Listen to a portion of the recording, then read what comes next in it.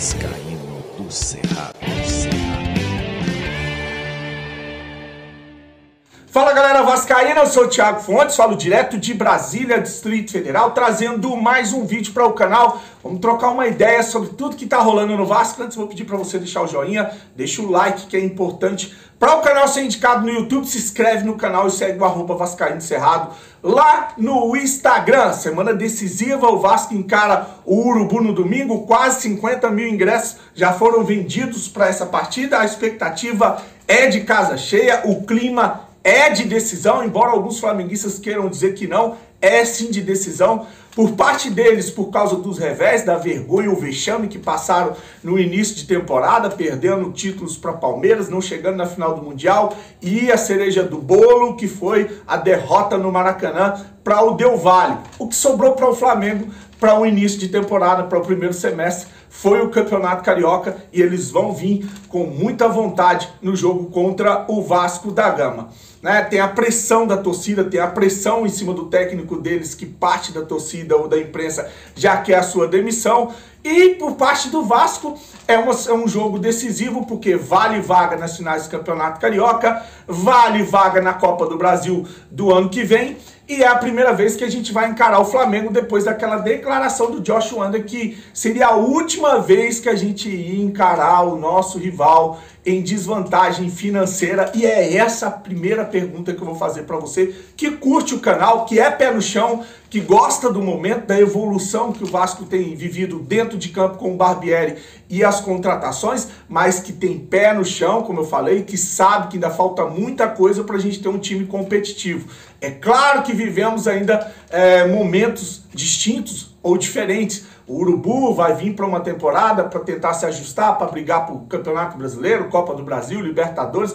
O Vasco ainda não tem essas mesmas ambições. Se tivessem aí as contratações, ou se chegarem as contratações que falaram que iam chegar, talvez a gente possa brigar sim por alguma coisa esse ano, né? Eu vou trazer uma lista de jogadores que foram dispensados do Vasco, né?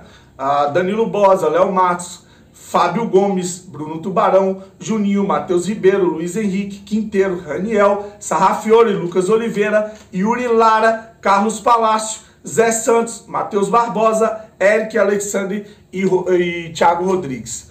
São os jogadores que estavam no elenco no ano passado, e você tem o elenco desse ano. Para mim, a gente ainda está longe do que prometeram, falta ainda contratações para montar um time titular, faltam contratações para compor um elenco para uma temporada, né? Mas a gente também está muito distante ou muito melhor do que estávamos com uma gestão Salgado ou com o Vasco do ano passado, do ano retrasado, dos últimos anos, né? Para mim é um panorama do que é o Vasco hoje. Você acha que o Josh, quando falou lá sobre a última vez que a gente ia enfrentar o Urubu em desvantagem financeira, ele falou a verdade? Você acha que tá bom para você? Falta muita coisa? Deixe seu comentário aqui, que é importante pra gente em uma semana decisiva, né? O Vasco anunciou hoje o retorno do volante Andrei, o 13º reforço do time, que fica até julho por empréstimo. Quem vai pagar o salário do Andrei é o Chelsea. Documentação de jogador já foi enviada, ele já está inscrito na FERJ, né? Só falta entregar essa documentação, e o Andrei vai estar liberado para o jogo no domingo contra o Urubu. O time titular do Vasco deve ter um meio de campo com o Andrei e Jair. Eu acho que é um puta de um meio de campo, só não vai ser melhor porque o Marlon Gomes é dúvida para a partida. Aí a pergunta que eu vou deixar, outra pergunta para você. Quem você colocaria para completar o meio de campo do Vasco da Gama? A gente tem Andrei e Jair. Se você for jogar com 4-6, seria mais um volante. 4 no meio seria mais um volante e um meia, ou 3 atacantes, e aí você só botaria mais um volante. Então quem que você colocaria aí para formar esse meio de campo com o Andrei e Jair? As opções são o Rodrigo e o Barros, os volantes que foram destaque nos jogos, nos clássicos, né? Marlon Gomes é dúvida, mas pode estar pronto para essa partida também. Nenê é um jogador que se destacou aí nas duas últimas vezes que entrou, contra o Trem e contra o Boa Vista. O Zé Gabriel e o De Luca fecham as opções que a gente tem para o meio de campo do Vasco. Como é que você montaria esse meio de campo do Vasco? Com 4 jogadores, com 3 volantes, com o Marlon Gomes, ou não é melhor o Rodrigo para poder ele fazer a função do Pitbull, a função do Yuri Lara, aquele cara para dar proteção para o sistema defensivo, e você joga com o Andrei e o Jair saindo mais? Como é que você armaria esse meio de campo para encarar o Urubu? No programa F360 da ESPN, repercutiram a chegada do Andrei com a possibilidade dele ter o contrato ou o empréstimo estendido até o final do ano. Eu vou deixar aí para finalizar o vídeo a repercussão da mídia com a oficialização ou o anúncio do Andrei e com a possibilidade dele ficar até o final do ano. Já vou desejar para você uma tarde abençoada, mas à noite a gente vem com outro vídeo. Grande abraço, curte o vídeo, compartilha, se inscreve no canal, fique com Deus, saudações vascaínas. Para mim, de fato, é um negócio, não digo nem arriscado, mas que pode frustrar o torcedor em algum momento, não agora, porque esse é o momento de comemorar que o Andrei voltou, todo mundo sabe a importância e a qualidade dele, mas num segundo momento, em que caso o Chelsea reivindique de fato a volta dele em julho, pode ser algo que deixa ali aquele sabor. Poxa, imagina o Andrei ficando até o fim da temporada, ainda mais nessa fase de reconstrução do Vasco.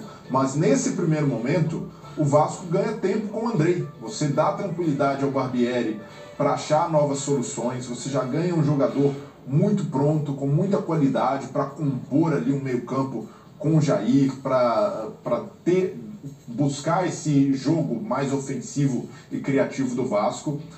Por outro lado, é importante também ressaltar, na Série B do ano passado, o Andrei tinha a companhia luxuosa do Yuri Lara, que fazia o trabalho sujo. Marcação o tempo inteiro, e o Andrei tinha liberdade para buscar jogo, para se movimentar o campo inteiro. Agora, o Barbieri tem proposto uma ideia mais arrojada, que deixa até muitas vezes os zagueiros expostos, e sem esse volante. O Rodrigo tem sido esse cara mais de marcação, mas caso o Andrei tome a vaga dele, e a tendência é que isso aconteça e jogue com o Jair, o Vasco vai ficar com dois volantes com características mais ofensivas.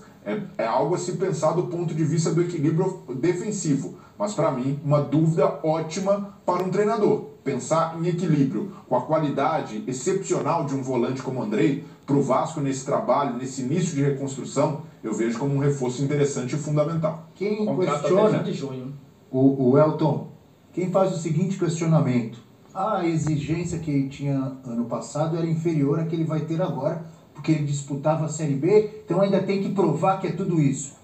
Quem fala ou coloca esse tipo de argumento está enganado? Está enganado. Já deu para ver que era um jogadoraço, mesmo disputando a Série B, uma qualidade inferior? Não, está enganado porque ele sobra na Série B pelo Vasco e, naturalmente, um jogador como ele ainda está em fase de evolução. O Endrick, por exemplo, ele entrou no Palmeiras, essa temporada tem tido mais dificuldade para marcar gol, mas algo natural. Um jogador que ainda está começando sua trajetória, e isso vai acontecer com o Andrei também.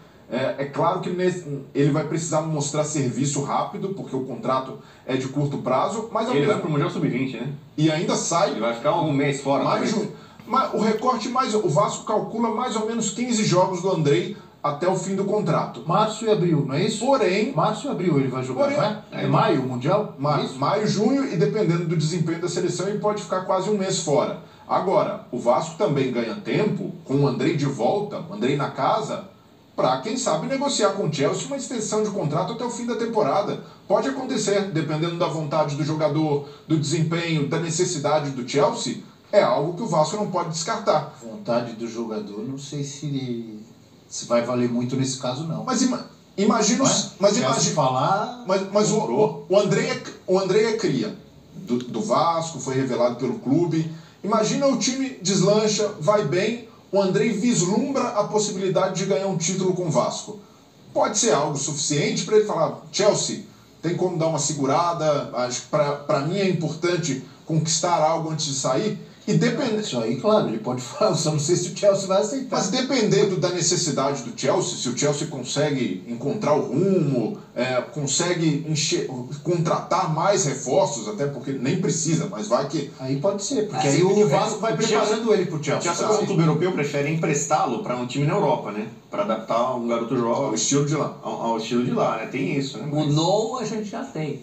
Agora, nesse caso específico do André, vale também esse negócio da contagem dos tais pontos lá, para ele ter o visto de trabalho. Por isso que entra também a questão do Mundial. E ele não jogou só Série B, não. Ele jogou um senhor sul-americano da categoria. Eu acho tão esquisito esse negócio. Vocês não acham? Eu acho esquisito. Não sei se eu que sou esquisito. Eu acho esquisito. Eu acho que esse tipo de... Para jogar no futebol inglês, questão... o cara tem que ter jogado não sei quantos jogos na seleção. E tinha que vir antes da contratação. Antigo, né? Não é antigo, mas não é esquisito? Por isso demorou tanto tempo para jogadores brasileiros jogarem na Premier League, no prato inglês, né? O Mirandinha foi em 87, foi o Juninho depois no Middlesbrough. A questão trabalhista, a legislação impedia muito, exigia, né, jogadores só de alto nível, né, trabalhadores de alto nível com, né, excelência em suas seleções, esse tipo de coisa.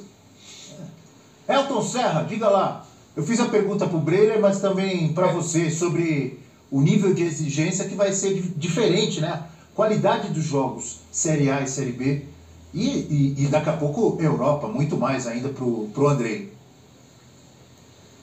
Ele vai jogar pouquíssimos jogos da Série A, né? O campeonato estadual vai contar muito para essa avaliação. O Vasco também precisa chegar, né, às finais, está na disputa ainda. É um jogador que tem essa questão da seleção brasileira, contrata até fim de junho. Estou com o Breyer, eu acho que o Vasco tem muitos argumentos para estender esse contrato, né? É claro que o Chelsea, nesse período aí de junho, entre junho e agosto, vai provavelmente reavaliar o elenco e a posição do Andrei Santos, né? O Kanté está lesionado, tem o Kovacic que é titular, né? Tem contratações recentes que chegaram também, tem um Gallagher que não se firmou, que pode ser um jogador negociado, o Jorginho já saiu também, né? Então tem ali um meio-campo que ainda há essa incógnita, e mesmo ele chegando não seria titular, seria talvez para uma composição de elenco, talvez disputar um campeonato brasileiro de Série A com 38 rodadas, que ele não jogaria, mas do início ao fim, pelo menos com o Vasco, daria ainda a ele um currículo maior para chegar ao Chelsea no meio da temporada, porque eu acho que já no intervalo, né, de férias do Chelsea, ele não vai ser titular, não deve ser titular absoluto, e talvez até pouco relacionado, talvez seria emprestado para um outro clube da Europa se tivesse esse visto de trabalho para atuar no Chelsea. Eu acho que o Vasco ganha muito com ele, mas em curto prazo acho que prejudica, entre aspas, né, prejudica-se a gente pensar em longo prazo, o andamento da estrutura da equipe que tem se reformulado para 2023, pensando em fazer um campeonato brasileiro consistente. Então o Vasco talvez fez essa primeira aposta, vamos tê-lo aqui até junho, e depois vamos negociar nesse período uma garantia de que ele vai permanecer até o fim da temporada, porque não há justificativa de você ter um jogador por 5, 6 rodadas de Campeonato Brasileiro e depois ele disputar o Mundial, que aí sim talvez seja a pontuação que ele precisa para ir para o Chelsea no início de julho. Então acho que o Vasco vai ter... ganhou a primeira, né? A concorrência do mercado interno, de ter um jogador importante no seu elenco para começar o brasileiro, e agora a segunda parte é mantê-lo, né, até o final da competição.